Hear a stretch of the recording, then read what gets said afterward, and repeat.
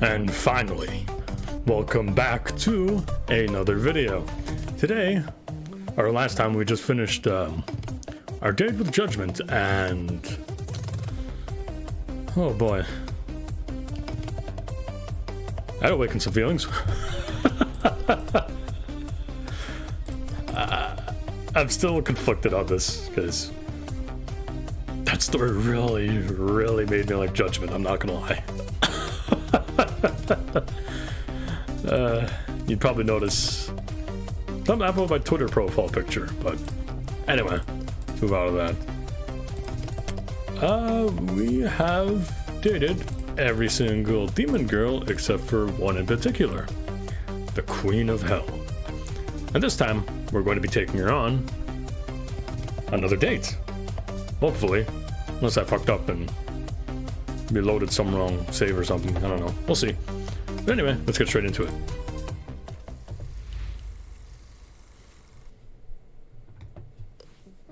With the other girls attended to, you head upstairs to once more inform Lucifer of your progress.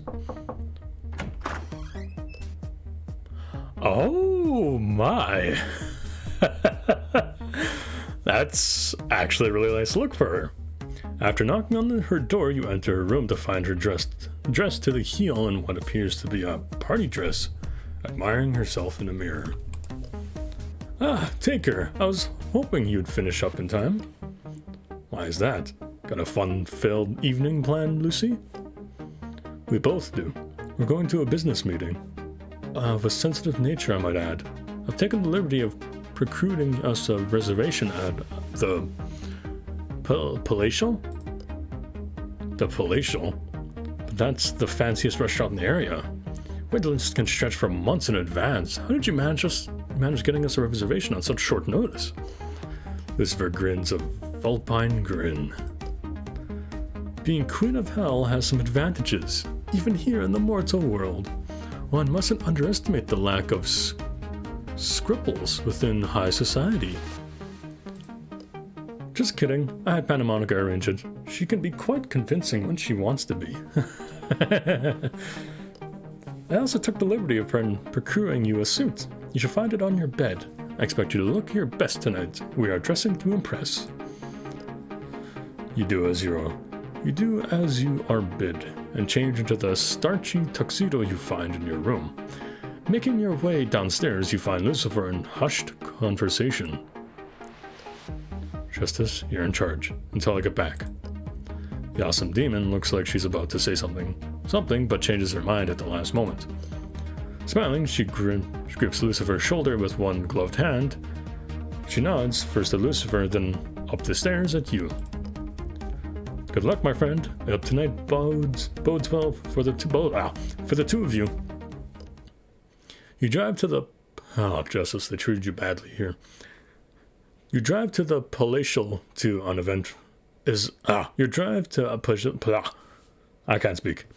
Your drive to the Palatial is uneventful, and your occasional attempts at small talk are not reciprocated by Lucifer as you wonder what on earth could cause the Queen of Hell to want to impress someone.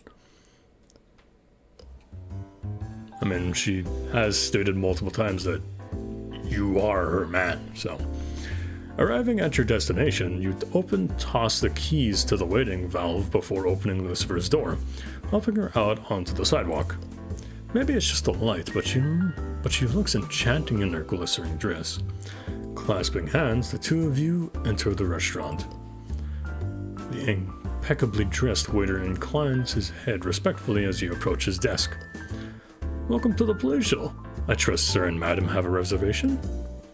Yes, let's see. 12-15, I believe it was. The waiter makes a show of flipping through a leather-bound scheduling book. Eventually he stops and peers down his horn-rimmed spectacles at the page entry. Ah, yes. One table for a Lucifer Queen? Yes, that's us. Ah, but madam, there appears to be only two of you here. Shall we wait for the third party before accompanying you to your table? Third party? You turn to Lucifer, but her gaze is locked upon the waiter. Her answer is cool, but holds none of the foreboding now gently bearing at the back of your mind. No, our other members have never been one for punctuality. She'll join us when she arrives. Until then, I'd like to enjoy a drink with my companion. The waiter's eye twitches in carefully restrained irritation, but he smiles, benignly picking up 2 menus and beckoning you forwards. This way, if you please. The 2 of you follow the waiter into the ostentatious depths of the palatial.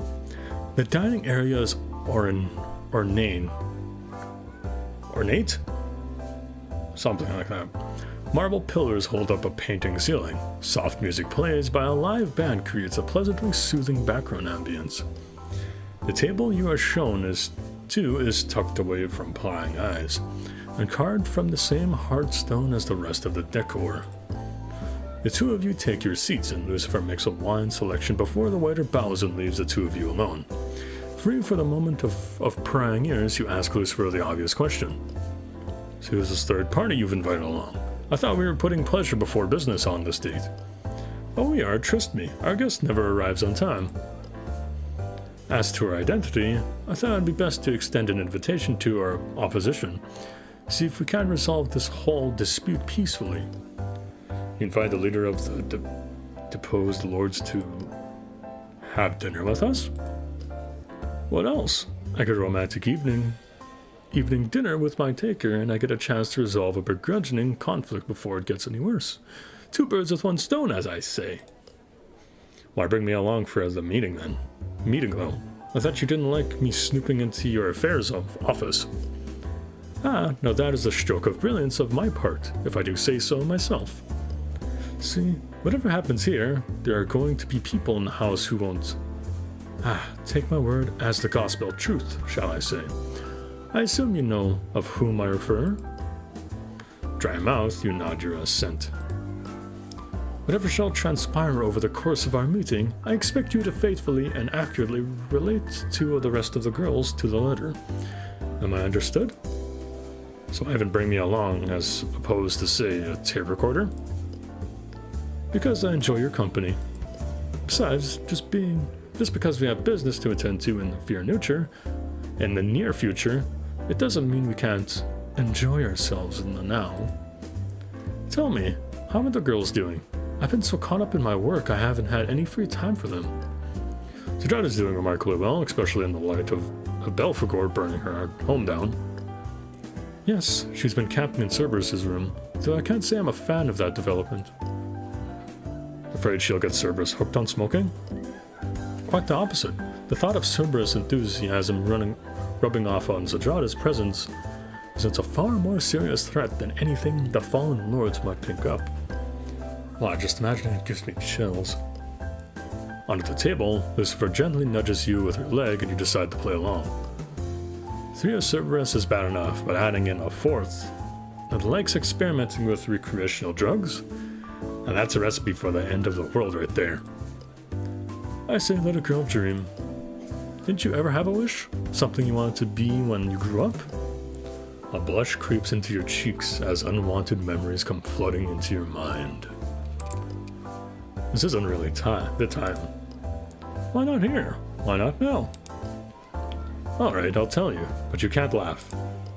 Alright, I promise not to laugh at your silly dreams.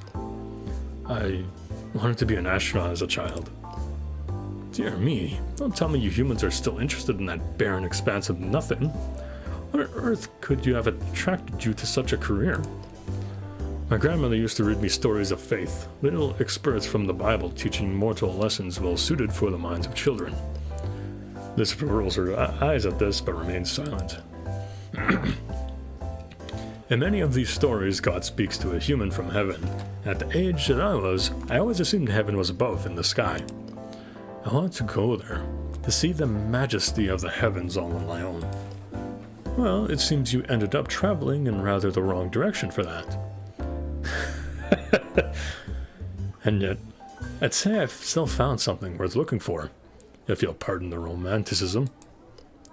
Oh no, do go on. It's been ages since someone adored me. Traveling hell to find myself a harem will most likely be the de facto experiment of my life. A prediction given all the more relevance considering I expected my last span to be shortened dramatically by my living with demons. But despite all that, I don't regret a single choice. Knowing you has brought more vibrance into my life than I could have found if I'd lived to be 100. This pleases me. Tell me more. You always know what you want, and you always plan ahead to keep yourself and others happy. You may not always be forthcoming with sensitive topics, but I've never once suspected malice to be the reason behind it. I love the way you curl your hair around your horns, and I love how you polish your crown each night before you go to sleep. I love how you care about the other girls, even if they can't always see it. Your confidence and tenacity befits a queen. I know if I, or any of the others, were ever in trouble, you'll do all you could to help us. Why, Taker, I'm touched. I haven't had praise that genuine in over 600 years. I think you deserve a reward. The truth. The truth? Yes, you may ask me one question, and one question only. I will do my best to see it answered truthfully.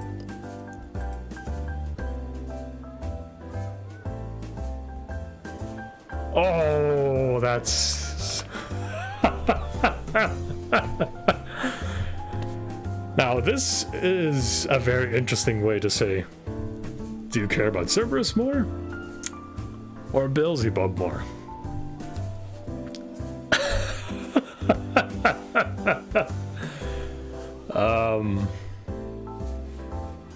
Actually, I'm going to do this, because I'm going to go back to that by myself. I don't know if I'll record it or not, but we'll see. I might just record like the other stuff there just to see what the other possible answers were. Just to see everything, but this is my playthrough and I don't know if I'm going to go through with that, but we'll see. But anyway, I'm going to ask this. Well, I do remember this one, too, when Beelzebub put like that question to you. Was it a question or an ultimatum? I don't remember. But I do remember that question being very, like, mischievous. But I'm just gonna be straight up honest, I like Cerberus more than Beelzebub. Yeah, I'll go with the first one. What are you keeping from Cerberus? She was only a fledgling demon at a time. One of the four, Santanas I believe, snatched her out of the ether before she was fully formed. They kept her as a sort of pet, and she imprinted upon them like most demons do upon vices and sins. When we cast them down, Cerberus's mental state was broken. She relapsed into an empty slate, incapable of independence, thought, or movement. Hard to believe, she's so energetic now. Lucifer turns away, a flush staining her cheeks as red as wine in the hair glass. Well, we couldn't, leave her like that. She had no purpose, so I decided to give her one. With the four lords cast out, we needed someone to guard against their return. We stuffed her full of the remnants of the power Justice and I tore from the four. You tried to give her a purpose by force? It was that or leave her in a vegetable state. I didn't know. I couldn't have. It seemed like a good idea at the time. Anger flares in your chest. Two birds with one stone, right? You didn't see her. Removing the only family she had ever known stripped something irreplaceable away from her. But I realize now that the error of my ways.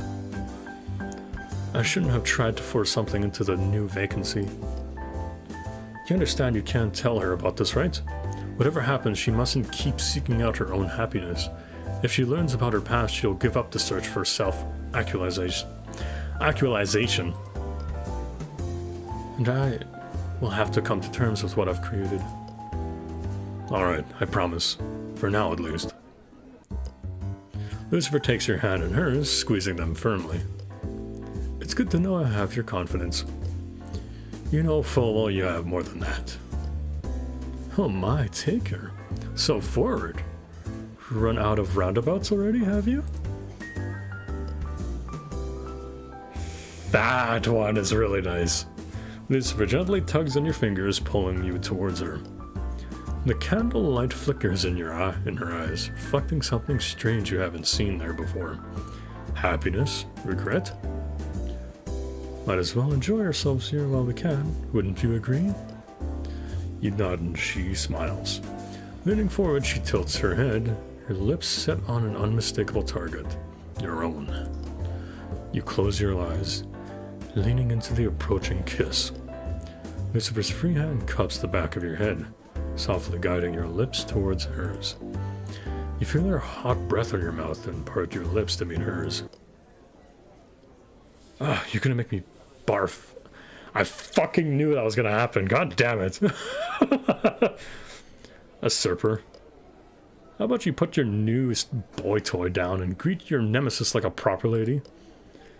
Lucifer's mouth is perhaps a quarter of an inch from your own when she turns towards the newcomer. Your interrupter is a woman and unmistakably demonic in origin. If the shock of white hair that seems to explode from her skull isn't enough of a giveaway, her crimson eyes and curved irony horns complete the picture. Unlike the other demons you've encountered so far, this demon's fashion sense appears to have been sourced from a local mosh pit. She stands half a head taller than most demons, a feature only enhanced by tattered combat boots laced up her calves. Her outfit is a disjointed mess of fishnets and leather. A slim guitar is hung over one of her shoulders and formed a dent covering the surface. You can tell it's been well used. Ah, Santana's. I see you're merely fashionably late, as opposed to insulting. I wasn't expecting you to arrive so promptly. Psh, unlike you, I'm single-minded in my obsessions. Grunting, the demon slings her guitar over the back of the chair before taking her to her seat. Leaning back in the chair, she places her tattered boots up on the ivory tablecloth, a gesture one of contempt and disregard. Very ritzy, this place. It ill suits a pretender such as you. I do hope it's not indicative of what you're done to my castle in hell. Undeterred by the open hostility demonstrated by the new demon, Lucifer maintains her polite tone of voice. You look positively famished, practically wasting away. Can I order you something to eat? No, thank you. Viper like you deliver the venom through feasts, as easily as I do through fangs. Quit dodging on the topic at hand, usurper. We're here to strike a deal, nothing more. Lucifer smiles a lipless smile, and gestures the attendant waiter to find someone else to bother. To business then. Despite the somewhat aesthetic nature of the ultimatum the henchwoman delivered my servant here, I believe I have what it is you seek. Nice art, not gonna lie. Huh? You have? Have what? Lucifer inclines her head. I've reached my decision. If it is all you desire, I'm prepared to make an exchange. You agree to let my subject go unmolested on this plane. In exchange, I will forfeit my life to you. What? Lucifer, no, you can't do this. Under the table, Lucifer squeezes your thigh reassuringly. However, she does not break eye contact with the demon sitting across the table. That's what you're here for, isn't it, Santanas? The wrathful. You want revenge for me disposing you all those years ago, don't you? Oh, trust me, I meant to rip that pretty little head off your shoulders, but your pride betrays you once more, usurper. I don't want your life. I want to take back what is mine. Lucifer's brows raise a fraction of an inch, before furrowing again. Santanas proclaims has evidently caught her off guard. Picking up her glass of wine, she idly sips it while pondering the reprobate demon across the table. Have your years in exile aidled your mind, Santanas? I'm offering you my head and throne along with it. I doubt anyone in my household has a mind to challenge your claim. Santana's laughs, a husky, spiteful chuckle that makes the hairs on your back of your neck stand up. You really don't get it, do you? Oh, what am I thinking? Of course you don't. You are always so big picture, you never learn to notice the little things. Santana's gestures towards you with a black-nailed hand. Take this human, for example. You've gone so long without acknowledging your mutual feelings, the tension is practically boiling off you. That's irrelevant. Get to the point already, Santanas, before I lose my patience completely. Alright then. I want something back that was, at the time, freely given. And while I know it's in such bad taste to take back a gift, I found myself rather unable to live without it. Santana stands up as she leans across the table, embers dripping from her mouth as she delivers her demands. I want my horn back, usurper, nothing more. Lucifer's mouth twists, setting into a firm, lipless line. Why, dear Santanas, I haven't the slightest idea where that thing is. Last time I saw it, you'd broken it off yourself in the last-ditched effort to hurt me. Santanas throws back her head and roars with laughter, a tongue of flame shooting out from between her teeth, illuminating the alcove with a sticky orange glare. Ha! And didn't I succeed in that little adventure? Don't play dumb, usurper.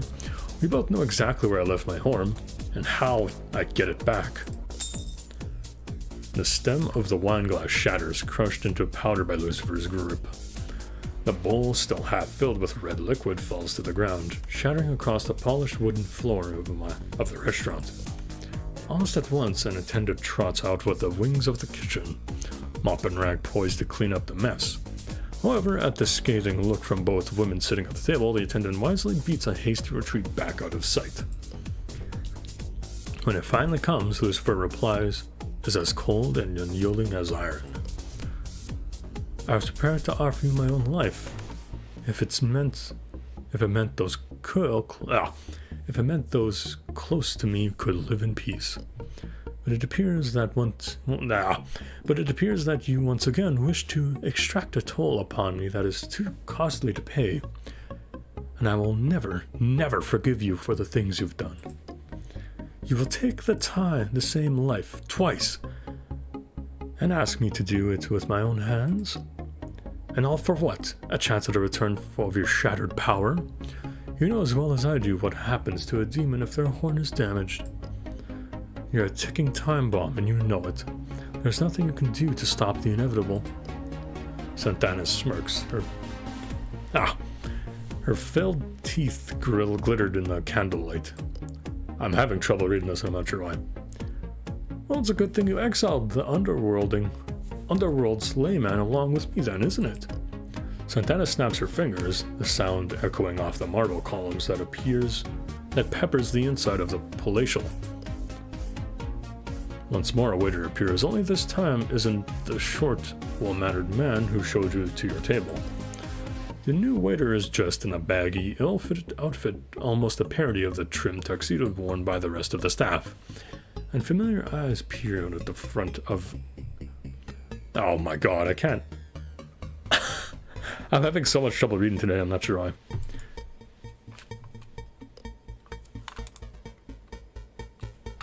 Yeah, where did I read that? That was a parody of a trimness worn by the rest of the staff, and a familiar eye peers out of you from an exhausted, worn face. Abby, you shouldn't be here. Looks like a mess. With one hand, Abby reaches up to your head, grasps your hair, and pulls. The short wig is removed, freeing a cascade of milky white hair to drip across her face. Without the hat on, two white horns are visible poking through her hair. You're a demon? Lucifer narrows her eyes at Abby and her scowl deepens. Abaddon. When the other girls mentioned an omnipresent job-hopping slob, I had my suspicions. I never imagined you'd be roped into working for her. You're always the most independent of the four. I always respected that about you. Tell me, how does it feel to sell out to the short-sighted berserker? Can't complain. Well, I would, but creative thought positively exhausts me. His name is so fucking difficult. Abaddon here is surprisingly good at mortal jobs. She's been the one keeping us fed and clothed this whole time. And that's not all she's picked up. Oh? Oh yeah. I assist a mortal physician for a time. Long enough to pick up a thing or two about surgery. I'm pretty sure it's possibly to attach your horn, long as I'm careful with it. Be that as it may, my answer remains the same. I showed you mercy once before. Rest assured I will not be making the same mistake again. Very well. If you will not give it freely, willingly, you leave us, with no choice. Santanus extends one claw hand to joint a damning finger at Lucifer. O Queen, O Liege, there shall be no peace between us. There is nowhere you can run and nowhere you can hide to escape the unchecked wrath of Santanus. God damn. Nothing short of heart's blood shall sway. Oh boy. Nothing short of heart's blood shall sway me away from my unholy cause. Consider this the end to our first and last negotiation. Reaching up behind her, Satana swings her guitar over her head and onto the table at meteoric speeds. If I say that wrong, I don't give a shit. A flash of light and a deafening crack send you reeling, and even behind your trademark sunglasses you feel your retina smoldering. When you regain your vision, you see the stone table has been riven. Oh my god, alright. When you regain your vision, you see the stone table has been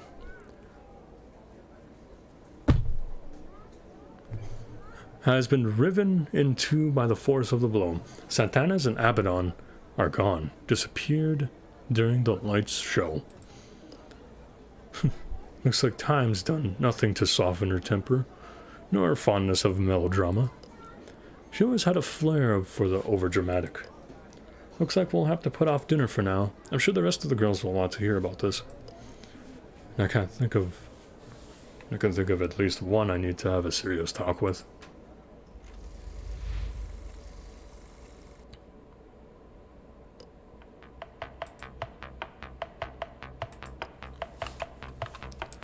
Oh my.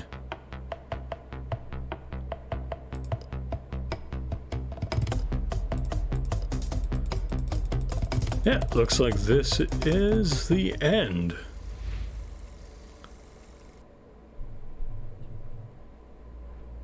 Yeah, looks to be that way. Because I didn't play the first two other dates there, I don't get these ones, but these are the brand new CGs for these new dates.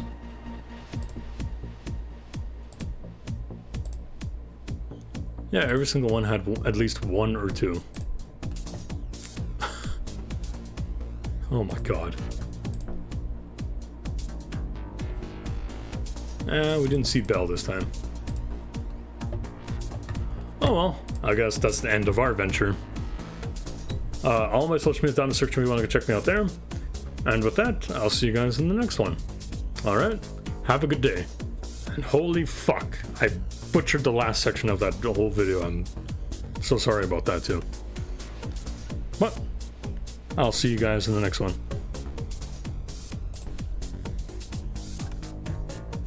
Judgment? Or justice? I don't... Fuck. Whatever.